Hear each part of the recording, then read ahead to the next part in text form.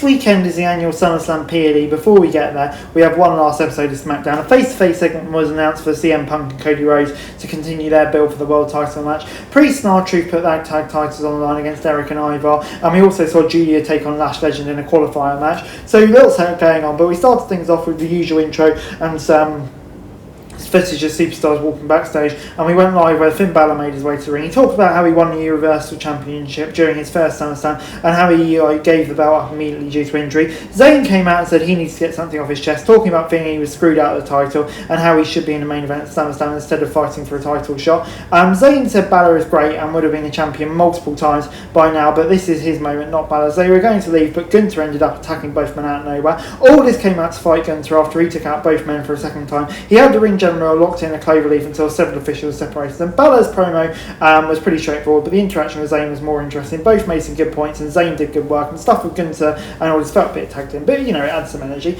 As we then moved on to Meechin and B-Fab versus Chelsea Green and Tiffany Stratton in this week's tag action. Jade Cargill was at ringside to support her allies. The US champion took control straight away and managed to get both opponents on the rope so she and Green could double team them. The Buddies took control during the break, but Tiffany and Chelsea made a comeback when the show returned. Jade attacked Stratton, sent her into steel steps behind the rest back, which allowed B-Fab and Meechin to get the win over Green. Charlotte Flair came to the ring and fought with Jade while Green and Stratton kept the others at bay. It felt like a match that took place during a break on TV. What we got was fine, but it wasn't enough. The Inspirits ended unnecessary too. Green and Stratton losing right before the PLE isn't ideal either, so I'll give it a 5. As we then moved on to the world titles and the AAA tag titles, both on the line in that match between the War Raiders and Truth and Priest, and the War Raiders gained an advantage, rushing them before the bell. They took them out with some double team moves before the show cut to a break. The Archer Infamy starting to build some momentum during the break. The referee tried to break up all four men fighting in the corner, but got shoved down twice, so he called for the bell.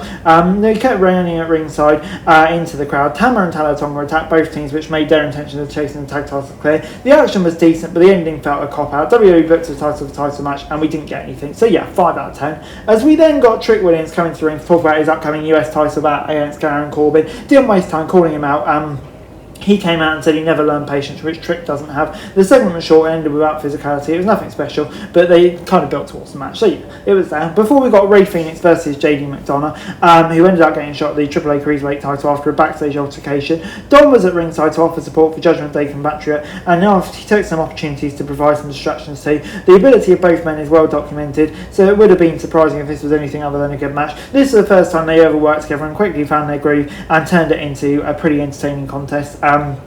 With Phoenix and getting a win with a spinning muscle buster, so I'll give it a 7 out of 10. As we then moved on to the final competitor of the ladder match at SummerSlam being decided when Julia fought Lash Legend. Nia wasn't at ringside, so it felt like even. Julia was kind of outpowered, but had the speed, experience and agility on her side. Unfortunately, it ended up being a short match. Legend got the victory quickly to advance to the weekend's title bout. It's sad to see Julia being used this way because we know she can be a top star. So yeah, overall I'm going to go with a 4 out of 10, but still good opportunity for Lash. As we then moved on to the night ending with the announced segment between Cody Rhodes and Punk. Before Rhodes could do his signature pose on stage, Punk's music hit and he walked right past Rhodes to the ring. They immediately got on the mic and started talking trash to each other. They talked about how long they've known each other and how they've always been on a collision course. No new ground was tread, but both men brought a lot of energy to the segment. The crowd seemed to be into it, and that's the most important thing. Punk put down his title and prepared for a tight, dared Rhodes to hit him, and the American Knight was happy to oblige, and they had a little build to end the show on a high night. And overall, yeah, this week's SmackDown gets a 4 out of 10 from me. I mean, it was just a mediocre SmackDown. The biggest highlight of the night was the Cruiserweight title bout between Phoenix and McDonough. They worked together to deliver a fun, fast-paced bout. Everything else in the card was uneventful, ended in no contest, or was too short. There was plenty of time put into hype in SummerSlam, but the weekly shows need to be worth watching, and this one wasn't. Let's hope the PLA this weekend allows superstars to do what they do best, because normal TV WWE has been putting on lately has left a bit to be desired. I think it's best for this video. Thanks very much for watching. Remember to like, share, subscribe, follow us on our socials, link in the description below for daily wrestling news, meme and content. Subscribe to our other channels on screen right now, that'd be greatly appreciated. Thanks very much for watching. Peace out.